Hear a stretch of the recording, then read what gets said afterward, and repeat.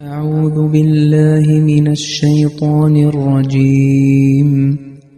بسم الله الرحمن الرحيم. ألم تعلم أن الله له ملك السماوات والأرض وما لكم من دون الله من ولي ولا نصير. അസ്സലാമു അലൈക്കും വറഹ്മത്തുള്ളാഹി വബറകാതുഹു. സൂറ ബഖറയിലെ 108-ാമത്തെ ആയത്താണ് നിങ്ങളിപ്പോൾ കേട്ടത്. അതിൻ്റെ അർത്ഥം ഇപ്രകാരമാകുന്നു: ആകാശങ്ങളുടെയും ഭൂമിയുടെയും ആധിപത്യം അള്ളാഹുവിന് മാത്രമുള്ളതാണെന്നും അല്ലാഹുവല്ലാതെ നിങ്ങൾക്ക് വല്ല രക്ഷാധികാരിയോ സഹായിയോ ഇല്ലെന്നും നീ അറിഞ്ഞിട്ടില്ലേ? ഈ ആയത്തിൻ്റെ വിശദീകരണത്തിൽ സയ്യിദ്ന ഹസ്രത്ത് മുസ്ലിം മൗഊദ് റളിയല്ലാഹു തആല അൻഹു പറയുന്നു, ഈ ആയത്തിലെ അലം തഅലം എന്നതിലൂടെ ഉദ്ദേശിക്കുന്നത് മുഹമ്മദ് നബി സല്ലല്ലാഹു അലൈഹി വസല്ലമയെ അല്ല, മറിച്ച് ഓരോ മനുഷ്യനെയുമാണ് ഉദ്ദേശിക്കുന്നത്. ഈ ആയത്തിൻ്റെ അടുത്ത ഭാഗം മാ ലക്കും മിൻ ദൂനില്ലാഹി മിൻ വലിയ്യിൻ വലാ നസീർ, അള്ളാഹുവിന് പുറമേ നിങ്ങൾക്ക് യാതൊരു രക്ഷാധികാരിയോ സഹായിയോ ഇല്ല എന്നതിലൂടെ ഈ യാഥാർത്ഥ്യം വ്യക്തമാക്കുന്നുണ്ട്. അതായത് അലം തഅലം എന്നതിലെ അഭിസംബോധന റസൂൽ കരീം സല്ലല്ലാഹു അലൈഹി വസല്ലമയുടെ ഉന്നതമായ വ്യക്തിത്വത്തോടല്ല, മറിച്ച് ഓരോ വായനക്കാരനോടും അല്ലെങ്കിൽ ഓരോ ശ്രോതാവിനോടും അതുപോലെ തന്നെ ഓരോ മനുഷ്യനോടുമാണ്. അതിൻ്റെ അർത്ഥം ഇപ്രകാരമാണ്: ഹേ മനുഷ്യ, അല്ലെങ്കിൽ ഓ ഖുർആൻ പാരായണം ചെയ്യുന്നവനെ, അല്ലെങ്കിൽ ഓ ഖുർആൻ ശ്രവിക്കുന്നവനെ, ആകാശങ്ങളുടെയും ഭൂമിയുടെയും പരമാധികാരം അള്ളാഹുവിൻ്റെ കൈകളിലാണെന്ന് നീ അറിയുന്നില്ലേ? അതായത് ദുഷിച്ച ആളുകളിൽ നിന്ന് ഐഹികമായ രാജാധികാരം എടുത്തുമാറ്റി കഴിവുള്ള കൈകളിൽ അള്ളാഹു ഏൽപ്പിക്കുന്നത് പോലെ ആത്മീയമായ രാജാധികാരവും ചിലപ്പോൾ ഒരു ജനതയിൽ നിന്ന് എടുത്തു മറ്റൊരു ജനതയ്ക്ക് നൽകുന്നു. ആകാശവും ഭൂമിയും ഒരേ രാജാവിൻ്റെ അധീനതയിലായതിനാൽ തീർച്ചയായും രണ്ടിലും ഒരേ നിയമം തന്നെയായിരിക്കണം നിലനിൽക്കേണ്ടത്. അതിനാൽ ആകാശിക നിയമം ഭൂമിയിലെ നിയമത്തിൽ നിന്നും ഭൂമിയിലെ നിയമം ആകാശിക നിയമത്തിൽ നിന്നും മനസ്സിലാക്കേണ്ടതാണ്.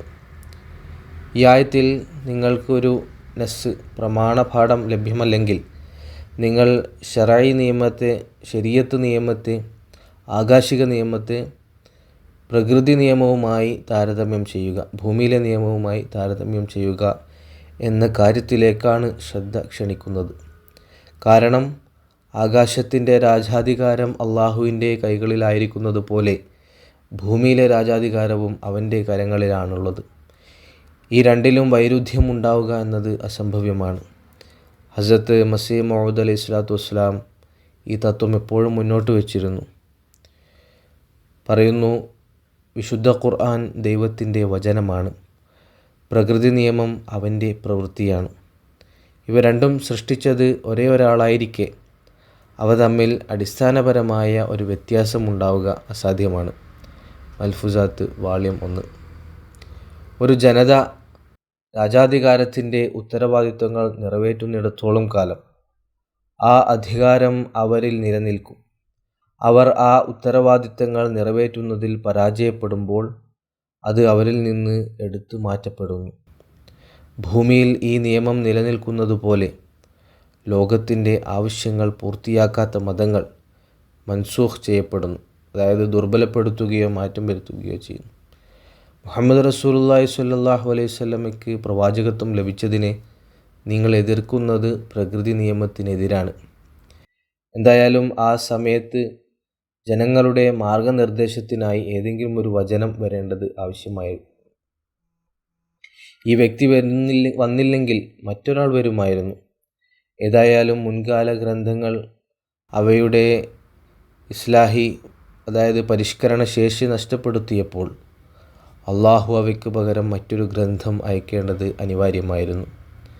ഹസ്രത്ത് മസീഹ് മൗഊദ് അലൈഹി സ്വലാത്തു വസ്സലാം തൻ്റെ നിയോഗത്തെക്കുറിച്ച് സൂചിപ്പിച്ചപ്പോഴും ഇതേ നിയമത്തിലേക്ക് ശ്രദ്ധ ക്ഷണിച്ചുകൊണ്ട് ഇപ്രകാരം പ്രസ്താവിച്ചു: മേന ആത്ത തോ കോയി ഓർ ഹി ആയാ ഹോത്ത, ഞാൻ വന്നില്ലായിരുന്നെങ്കിൽ മറ്റൊരാൾ വരുമായിരുന്നു. അതായത് ഒരു പരിഷ്കർത്താവ് മുസ്ലിഹ് വരണമെന്ന് കാലഘട്ടം ആവശ്യപ്പെട്ടിരുന്നു. അതിനാൽ ഞാൻ വന്നില്ലെങ്കിൽ മറ്റൊരാൾ വരുമായിരുന്നു. ഈ ആശയമാണ് ഈ ആയത്തിൽ വ്യക്തമാക്കുന്നത്. മുഹമ്മദ് റസൂലുള്ളാഹി സ്വല്ലല്ലാഹു അലൈഹി വസല്ലം എന്തിനാണ് പ്രവാചകനായത് എന്നതിലെ നിങ്ങളുടെ ഈ അതൃപ്തി അസ്ഥാനത്താണ്. നിങ്ങൾ ആകാശിക നിയമത്തെ പ്രകൃതി നിയമവുമായി താരതമ്യം ചെയ്യുക. ബാക്കി പിന്നീട് ഇൻഷാ അല്ലാഹ്.